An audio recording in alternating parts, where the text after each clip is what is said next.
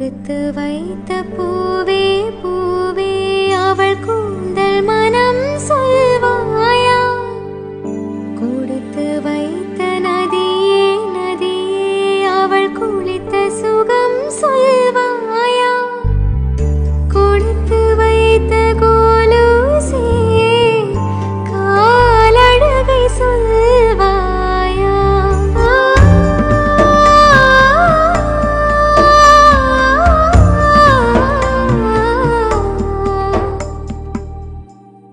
Hi friends, welcome to Arsham Bharathi vlog. இன்னைக்கு vlog வந்து பார்த்தீங்கன்னா என்னோட செவ்வாய்க்கிழமை விலாக் தான் கூட ஷேர் பண்ணிக்க போகிறேன். செவ்வாய்க்கிழமைனாலே கொஞ்சம் வெள்ளிக்கிழமை மாதிரி எல்லா வேலைகளும் எனக்கு இருக்குன்றதால கொஞ்சம் சீக்கிரமாக காலையிலே வந்து எந்திரிச்சாச்சு. 4 மணிக்கெலாம் எந்திரிச்சிட்டேன். அதுக்கப்புறம் குளிச்சுட்டு அப்படியே கொஞ்சம் கொஞ்சமாக உட்காந்து அதுக்கப்புறம் எல்லாம் ஃப்ரெஷ் ஆகி வர்றதுக்கு டைம் வந்து பார்த்தீங்கன்னா ஒரு 5:45 வந்து ஆயிடுச்சு. அதுக்கப்புறம் தான் வெளியில் வர ஆரம்பித்தேன்.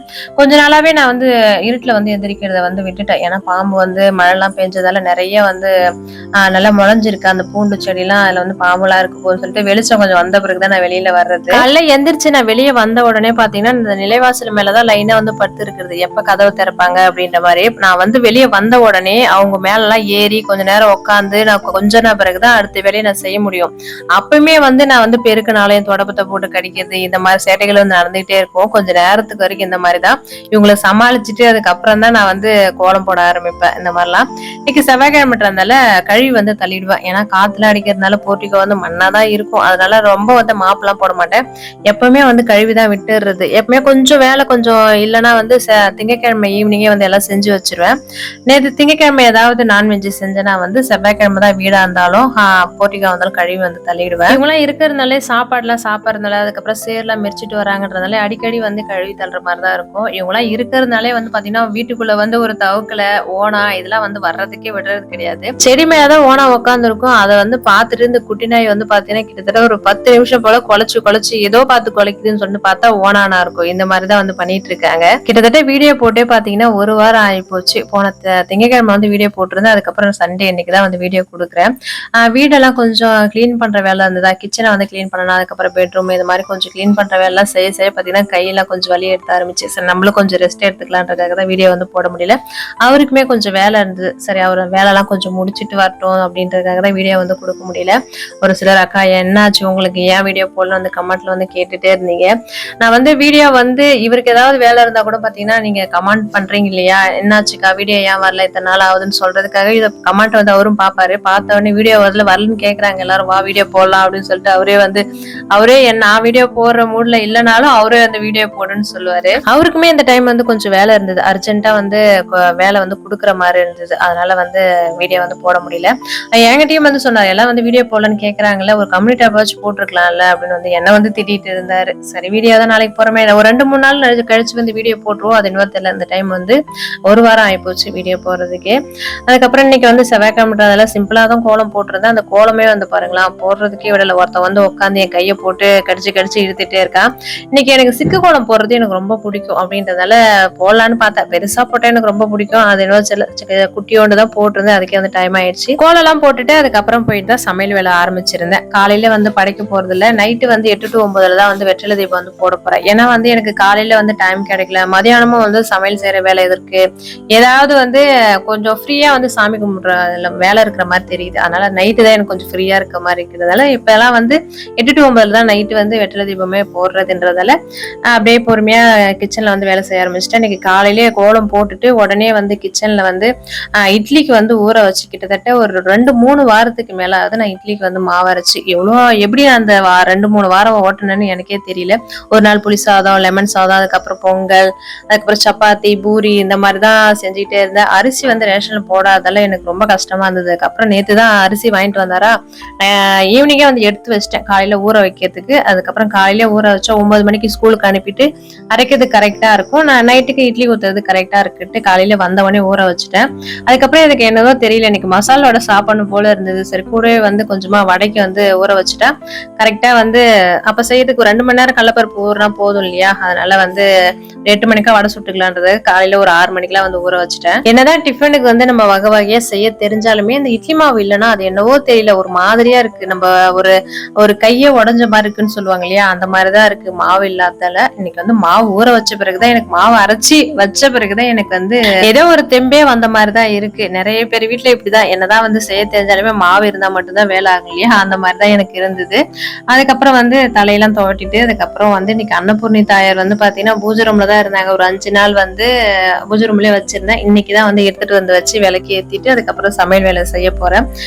இந்த பீரியட் டைம்லாம் வந்து பூஜை ரூம்ல தான் பசங்களை எடுத்துட்டு போய் வைக்க சொல்லிடுவேன். அதுக்கப்புறம் எனக்கு எல்லாம் முடிஞ்ச பிறகுதான் எடுத்துட்டு வந்து வைப்பேன். அதனால இன்னைக்கு வந்து சாமி கும்பிட்டுட்டு நைட்டு தான் சாமி கும்பிட போறேன்னு சொல்லிட்டு பூஜை ரூம்லாம் வந்து விளக்கேத்தல, இங்க மட்டும் விளக்கேத்தி வத்தி காமிச்சிட்டு அதுக்கப்புறம் வந்து சமையல் வேலை இருந்து ஆரம்பிச்சிருந்தேன். இந்த மாதிரி காலையிலேயே வந்து அவங்க கிட்ட கொஞ்சமா பூ வச்சுட்டு அதுக்கப்புறம் விளக்கேத்திட்டு வத்தி ஏத்தி வச்சுட்டு அதுக்கப்புறம் நைவேத்தியமா ஏதாவது கற்கண்டு இருந்தா வச்சுட்டு சாமி கும்பிட்டுட்டு நம்ம சமையல் வேலை செய்யறப்ப பாத்தீங்கன்னா அவ்வளவு பாசிட்டிவா இருக்கும். எனக்கு ரொம்ப பிடிச்சிருக்கு. நம்ம வேலை செய்யறப்பல அவங்கள பார்த்துட்டு கிச்சன் உள்ள வர்றப்ப பாத்தீங்கன்னா அவங்க முகத்தை பார்த்துட்டு செய்யறப்ப எனக்கு ரொம்ப பிடிச்சிருக்குன்றத நான் வந்து வச்சிருந்தேன். இன்னைக்கு கொஞ்சம் காலையில சீக்கிரமா எழுந்திரிச்சு வேலை செய்ய ஆரம்பிச்சதாலே வந்து பாத்தீங்கன்னா எனக்கு டைம் வந்து நிறைய கிடைச்சது. இந்த மாதிரிதான் நம்ம எந்த வேலை வந்து செய்யறனாலும் கொஞ்சம் முன்னாடியே வந்து நம்ம ஸ்டார்ட் பண்ணாலும் நம்மளுக்கு டைம் வந்து நிறைய கிடைக்கும். இன்னைக்கு வந்து பாத்தீங்கன்னா எனக்கு இன்னைக்கு 4 மணிக்கு எழுந்திரிச்சுன்னா செவ்வாய்க்கிழமைன்றதால அதனாலே வந்து எனக்கு பசங்களுக்கு வந்து 8:30 மணிக்கெல்லாம் வந்து லஞ்ச் எல்லாம் செஞ்சுட்டேன். டைம் வந்து எனக்கு கிடைச்சது. அதே மாதிரி மதியானமே வந்து பாத்தீங்கன்னா எல்லா வேலையுமே சீக்கிரமா முடிச்சுட்டேன். என்னதான் நம்ம வந்து நாளைக்கு இதுதான் செய்ய போறோம் அப்படின்னு சொல்லிட்டு ப்ரிப்பேர் பண்ணி வச்சிருந்தாலுமே அது செஞ்சு முடிச்சா மட்டும்தான் அது வந்து கரெக்டா வரும். இல்லைன்னா வந்து பாத்தீங்கன்னா ஏதாவது சொதப்போம் இல்லையா, அந்த மாதிரி நம்ம எதையுமே வந்து ஒரு வேலை நம்ம செய்ய போறோம்னா கொஞ்சம் முன்னாடியே வந்து எல்லாமே செஞ்சா நமக்கு டைம் வந்து பாத்தீங்கன்னா நிறைய கிடைக்கும்.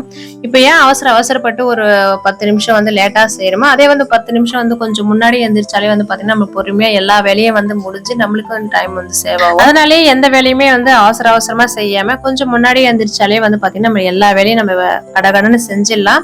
நம்மளுக்குமே வந்து டென்ஷன் இல்லாம இருக்கலாம்ன்றதால கொஞ்சம் சீக்கிரமா எந்திரிச்சிருவேன். இருந்தாலும் ஒரு நாளைக்கு தூங்கிட்டா வந்து பாத்தீங்கன்னா காலையில வந்து நம்ம பரதநாட்டியம் ஆடுவாங்கன்னு சொல்லுங்களா, அந்த மாதிரிதான் இருக்கும் என்னோட நிலைமை. ஏன்னா பசங்களுக்கு மட்டுமே ரெடி பண்ணா கூட பரவாயில்ல, ஆளுங்கெல்லாம் கொஞ்சம் சாப்பாடு வந்து கரெக்டா பசங்க போற டைம்க்கு அவங்க கையில வந்து சாப்பாடு கொடுத்தாலும் இல்லையா, இதனால கொஞ்சம் வந்து இதாகும். அதனாலே வந்து பாத்தீங்கன்னா கொஞ்சம் சீக்கிரமா எந்திரிக்கதான் ட்ரை பண்ணுவேன். இருந்தாலும் ஒரு நாளைக்கு வந்து பாத்தீங்கன்னா நல்லா அடிச்சு போட்ட மாதிரி நல்லா தூங்கிடுவேன். அன்னைக்குதான் வந்து பாத்தீங்கன்னா கொஞ்சம் கஷ்டமா இருக்கிற மாதிரி இருக்கும். இன்னைக்கு லஞ்சுக்கு வந்து பாத்தீங்கன்னா நேத்தே வந்து பசங்க சொல்லிட்டாங்க முள்ளங்கி சாம்பார் வந்து வச்சு கொடுமா அப்படின்ட்டு. முள்ளங்கி சாம்பார் இல்ல காய்போட்டு சாம்பார் ஏதாவது வச்சு கொடுமா அப்படின்ட்டு. ஏன்னா கலர்ன சாதமே கொடுத்து அனுப்புறேன், எனக்கு ஒரு மாதிரியா இருக்கு. ஒரு நாள் வந்து எனக்கு சாம்பார் வச்சு கொடுமான்னு சொல்லியிருந்தாங்க. அதனால நேத்தே வந்து முள்ளங்கி இருந்தது, இன்னைக்கு முள்ளங்கி சாம்பார் தான் வைக்க போறேன்னு ஒரு பிளான் பண்ணியாச்சு. அதனாலேயே அடுப்புல வந்து பாலை வச்சுட்டு உடனே வந்து பருப்புக்கு வந்து போட்டுட்டேன். அதுக்கப்புறம் பாத்தீங்கன்னா காயெல்லாம் கட் பண்ண ஆரம்பிச்சிட்டேன். உடனே வந்து எல்லா வேலையும் செஞ்சிடலான்றதால டிஃபனுக்கு தான் வந்து நான் ஒரு பிளான் பண்ணி வச்சிருந்தேன். நம்ம ஒரு பிளான் பண்ணா அது ஒரு மாதிரி வடிவேலு காமெடியாவது போகும்னு சொல்லுவோம் பாத்தீங்களா, அந்த மாதிரி ஆயிப்போச்சு. மாவு வந்து நேற்று நைட்டு வந்து கடையில தான் வந்து ஒரு பாக்கெட் வந்து வாங்கிட்டு வந்ததால் நைட்டு தோசை ஊத்தினா கொஞ்சமா தான் இருந்தது. ஒரு 5 தோசை வரும்னு நினைக்கிறேன், 6 தோசை வரும். நம்ம ஒரு கிண்ணம் மாவு தானே இருக்கு. எங்க ஓரத்துக்கிட்ட வந்து ஒரு கிண்ணம் மாவு வாங்கி ஆளுங்களுக்கு தோசை ஊத்திட்டு பசங்களுக்கும் தோசை ஊத்தி கொடுத்துட்டு நாம கூட சாதம் வடிச்சா கூட சாப்பிட்டுக்கலாம் அப்படின்னு நான் ஒரு பிளான் பண்ணேன். கடைசியில எங்க ஓரத்துக்கிட்ட போய் மாவு கிட்ட அவங்க கிட்டயும் மாவு இல்லையா, கொஞ்சமா தான் இருந்ததுன்னு வந்து சொல்லிட்டாங்களா. அதுக்கப்புறம் என்ன செய்யறதுன்னு எனக்கா யோசனையா இருக்கு. அதுக்கப்புறம் பாத்தீங்கன்னா டக்குன்னு சாதத்தை வடிச்சு அதுக்கு பசங்களுக்கு சாதம் வந்து தனியா வடிச்சுட்டேன். அதுக்கப்புறம் அந்த மாவு இல்லைன்னு சொன்ன பிறகு பாத்தீங்கன்னா மறுபடியும் வந்து சாதம் குக்கர்ல வச்சுட்டு அதுக்கப்புறம் லெமன் சாதம் தான் கிண்டி கொடுத்து அனுப்பியிருந்தேன். அன்னைக்கு பாடு வந்து பெரும்பாடா இருக்குன்னு சொல்லுவாங்க இல்லையா, அந்த மாதிரிதான் எனக்கு ஆயிப்போச்சு. என்ன செய்யுதுன்னு யோசிச்சிட்டே இருந்தேன். ஏன்னா வந்து டக்குன்னு கோதுமை மாவு இல்ல சப்பாத்தி சுட்டு தரதுக்கும் என்ன செய்யலாம்னு யோசிக்கிறப்பதான் அதுக்கப்புறம் லெமனும் இல்ல, எலுமிச்சை சோறுக்கு வந்து பாத்தீங்கன்னா எலுமிச்சை பழமும் இல்ல. அதுக்கப்புறம் போய் வாங்கிட்டு வர சொல்லி அதுக்கப்புறம் அந்த சாதம் வந்து கிண்டி கொடுத்திருந்தேன். சாம்பார் ஒரு பக்கம் வந்து கொதிச்சுட்டு இருக்கு. அதுக்கப்புறம் வந்து வடைக்கு வந்து மாவு அரைக்க ஆரம்பிச்சிட்டேன். ஒரு சிலர் வந்து பசங்க வந்து ஸ்கூலுக்கு வந்து ரெடி ஆவதெல்லாம் வந்து காமிங்கன்னு வந்து சொல்லியிருந்தாங்க. எனக்கு வந்து பாத்தீங்கன்னா நான் வந்து ஃபர்ஸ்ட் ஸ்டாண்டர்ட் செகண்ட் ஸ்டாண்டர்ட் படிக்கிறப்ப பாத்தீங்கன்னா பசங்களுக்கு வந்து எல்லாமே பழகி வந்து கொடுத்துட்டேன். அந்த யூனிஃபார்ம் வந்து போடுறது ஒரு வயசு வரைக்கும் பாத்தீங்கன்னா அந்த பட்டன் எல்லாம் போட்டு தெரியாது, அதெல்லாம் வந்து நான் போட்டு கத்து கொடுத்துட்டேன். மத்தபடி பாத்தீங்கன்னா எல்லாமே அவங்களே வந்து செஞ்சுப்பாங்க. இப்பயுமே வந்து என்ன எதையுமே வந்து டிஸ்டர்ப் பண்ண மாட்டாங்க. அவங்களா வந்து ஹீட்டர் போட்டுப்பாங்க, குளிச்சுப்பாங்க, எல்லாமே வந்து பண்ணிப்பாங்க. சாப்பாடு மட்டும்தான் ரெடி பண்ணி கொடுக்கணும். கப்புல அது கூட சாப்பாடு கூட பாத்தீங்கன்னா நான் போட்டு வச்சிருவேன். அவங்களே வந்து லஞ்ச் பேக்ல வந்து போட்டுப்பாங்க. தண்ணி வந்து அவங்களே வந்து மோட்டர் போட்டு அவங்களே தண்ணி வந்து பிடிச்சிப்பாங்க. அதனால எனக்கு எந்த டிஸ்டர்பன்ஸும் இல்லை. ஏன்னா பெரிய பசங்க ஆயிட்டாங்க இல்லையா. ஏன்னா நான் சின்ன வயசுல இருந்தே ஓரளவுக்கு வந்து பழகியிருக்கேன். ஷூக்கெல்லாம் கழட்டி எங்க வைக்கணும், சாக்ஸ் எல்லாம் கழட்டி எங்க வைக்கணும், பேக் வந்து எங்க வைக்கணும், வந்தது வந்து லஞ்ச் பாக்ஸ் வந்து எடுத்து போடணும் அப்படின்ற மாதிரி எல்லாமே பழகி கொடுத்துட்டேன். அதனால எனக்கு வந்து இன்னுமே வந்து எந்த டிஸ்டர்பன்ஸும் கிடையாது. அவங்க வேலையை வந்து அவங்க செஞ்சுப்பாங்க. என்ன ஒரு பெரிய விஷயம் வந்துன்னு பாத்தீங்கன்னா, பாக்குறதுதான் உங்ககிட்ட வந்து வீடியோல வந்து அமைதியா இருக்கிற மாதிரி தெரியும். அமைதியா தான் இருப்பாங்க. வெளியெல்லாம் போனா அது வேணும் இது வேணும்னு சொல்லிட்டு வாங்கி தர சொல்லலாம் கேட்க மாட்டாங்க. ஆனா 2 பேருக்குள்ள சில்மிஷம் வந்து நிறைய நடக்கும். இதுதான் வந்து எனக்கு கிச்சன்ல இருந்து நான் கத்திக்கிட்டே தான் இருப்பேன். என்னடா பண்றீங்க, ஏன்டா சண்டை போட்டுக்கிறீங்க, இது மட்டும் தான் கத்திக்கிட்டே இருப்பேன். அது வீடியோல வந்து தெரியாது. ஆனா 2 பேருக்கு எந்த மாதிரி சண்டை வரும்னு பாத்தீங்கன்னா, இந்த ரிமோட்டுக்கு இந்த மாதிரி நீ என் கால் வந்து உன் மேல பட்டுருச்சு, நீ வேணும்னே தான்டா என்ன அடிச்ச, வேணும்னே நீ என்ன இது பண்ண அப்படின்னு சொல்லிட்டு இந்த மாதிரி சண்டைகள் வந்து நிறைய நடக்கும். என்னால வீட்டுல இருந்தாலும் என்னால சமாளிக்கவே முடியாது. ஆனா வீடியோல வந்து தெரியாது. ரொம்ப அமைதியான பசங்களா தான் தெரியும். ஒரு சிஸ்டர் வந்து கோயிலுக்கு போன வீடியோல வந்து கேட்டிருந்தாங்க, பசங்க வந்து ரொம்ப அமைதியா இருக்காங்க. எனக்கா சிரிப்பா வந்துச்சு, அமைதியான பசங்களா அப்படின்ற மாதிரி. வெளியில அமைதியா இருப்பாங்க, ஆனா வீட்டுக்குள்ள வந்து இந்த மாதிரி சில்மிஷம் வந்து நிறைய நடக்கும். டைம் வந்து பாத்தீங்கன்னா 8:35 ஆயிடுச்சு. அதுக்குள்ள வந்து ஸ்கூலுக்கு எல்லா வேலையும் முடிஞ்சுது. ஸ்கூலுக்கு வந்து கிளம்பிட்டாங்க. அவங்க பெரியப்பா தான் கூப்பிட்டு போறாங்க. அதனால வந்து அந்த சைடு போயிட்டு வண்டியில வந்து போயிடுவாங்க. இன்னைக்கு கொஞ்சம் சீக்கிரமா எல்லா வேலையும் முடிஞ்சதாலே பாத்தீங்கன்னா எல்லா வேலையும் சீக்கிரமாவே முடிஞ்சிடுச்சு. அதுக்கப்புறம் தான் வந்து இட்லிக்கு வந்து ஊற வச்சிருந்தேன் இல்லையா, அதுக்கப்புறம் உளுந்து கழுவுறது, அரிசி கழுவுறது, இதெல்லாம் வந்து இந்த வேலையை செஞ்சுக்கிட்டு கிரைண்டர்ல அரிசி உளுந்து இதெல்லாமே போட்டுட்டு உடனே வந்து கிச்சன்ல என்ன வேலை இருக்கோ அதுக்கு வந்து செய்ய ஆரம்பிப்பேன். அதுக்கப்புறம் மதியத்துக்கான சாப்பாடு செய்யற வேலை, இந்த வேலை செஞ்சா மதியத்துக்கான சாம்பார் முள்ளங்கி சாம்பார் வச்சுட்டேன். வாழைக்காய் வறுவலும் வறுத்துட்டேன். மீதி வந்து ரசம் வைக்கிறது, அதுக்கப்புறம் சாதம் வடிக்கிற வேலை தான் இருக்கு. இதனால வந்து ஜாமான் கழுவிட்டு அப்படியே அதுக்கப்புறம் மீதி இருக்கிற வேலை வந்து செஞ்சுக்கிட்டா நம்ம வேலை வந்து அரிசி அரைச்ச மாதிரி ஆயிடும், வேலை வந்து முடிஞ்ச மாதிரி இருக்குன்னு சொல்லிட்டு இந்த மாதிரி தான் வந்து நான் செய்வேன் எப்பவுமே. இந்த வாரம் பாத்தீங்கன்னா நம்ம ஃபேமிலியில நம்ம சப்ஸ்கிரைபர் வந்து நம்ம எங்க பேக் கடையில வந்து கேட்டு போயிருக்காங்களாம். யூடியூப் சேனல்ல வந்து வீடியோ போடுறாங்களே அவங்க கடை இதுதானா அப்படின்னு சொல்லிட்டு கேட்டு போயிருந்தாங்களாம். அவருமே அப்ப கடையில இல்ல, வெளியில எங்கேயோ போயிட்டாராம். அதுக்கப்புறம் ஒருத்தர் தான் சொல்லியிருந்தாராம், பக்கத்து கடைக்காரர் தான் சொல்லியிருந்தாரு, இந்த மாதிரி வந்து கேட்டிருந்தாங்க அப்படின்ட்டு.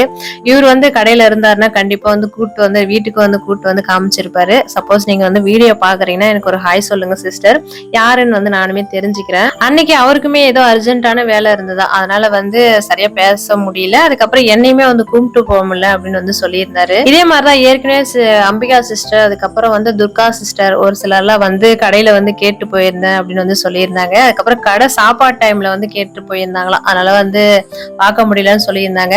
எனக்கு கடையில வந்து வேலை செய்யற ஆளுங்க இருப்பாங்க, அவங்க கிட்ட சொன்னா கூட பாத்தீங்கன்னா போன் நம்பர் கூட இருக்கும், போன் கூட பண்ணுங்க. கண்டிப்பா நெக்ஸ்ட் டைம் வந்தீங்கன்னா வீட்டுக்கு வந்து வந்துட்டு போங்க. ஏன்னா வீடு வந்து பாத்தீங்கன்னா கொஞ்சம் மெயின்ல இருக்கா கடை வந்து, வீடு வந்து பாத்தீங்கன்னா கொஞ்சம் உள்ள வர மாதிரி தான் இருக்கும். நானுமே வந்து டக்குன்னு வந்து வர முடியாது, யாராவது வண்டி எடுத்துட்டு வந்தாதான் நான் வந்து வர முடியும்.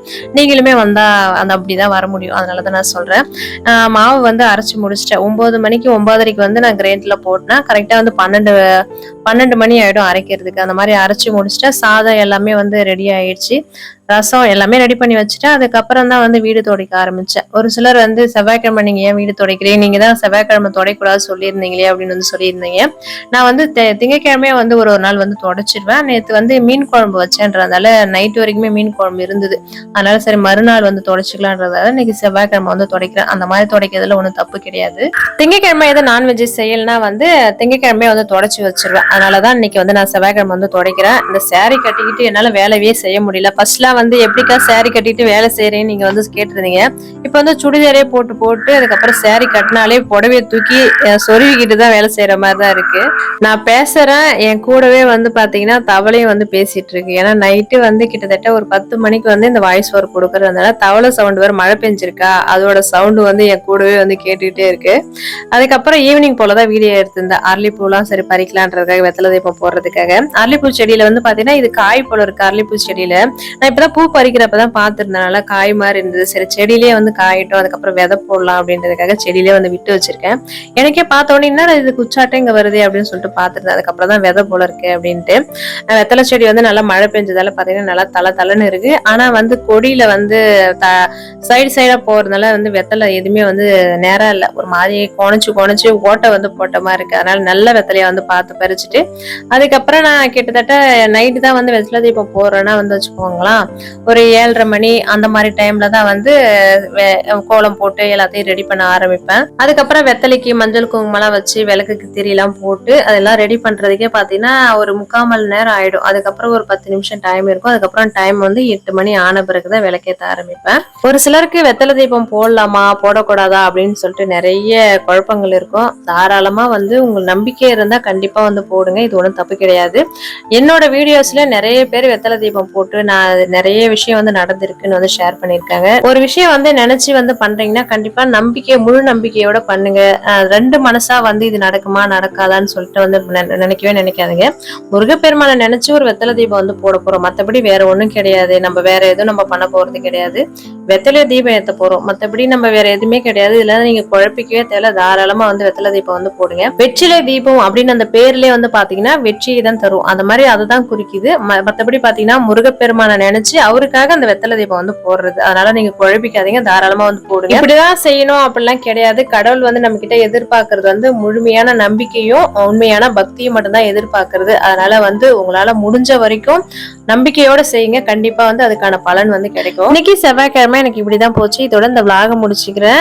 நம்ம ஃபேமிலில ஜூலை 9ஆம் தேதி ரஞ்சித் ப்ரோக்கு வந்து பிறந்த நாள் சொல்லிட்டு விஷ் பண்ண சொல்லியிருந்தாங்க. என்னால வந்து அன்னைக்கு விஷ் பண்ண முடியல. அதனால வந்து எனக்கு ஏதாவது பிறந்த நாள்லாம் எனக்கு முன்னாடியே வந்து சொல்லுங்க. அப்பதான் மறுநாள் வந்து விஷ் பண்றது கரெக்டா இருக்கும். என்னால அப்ப வந்து விஷ் பண்ண முடியல.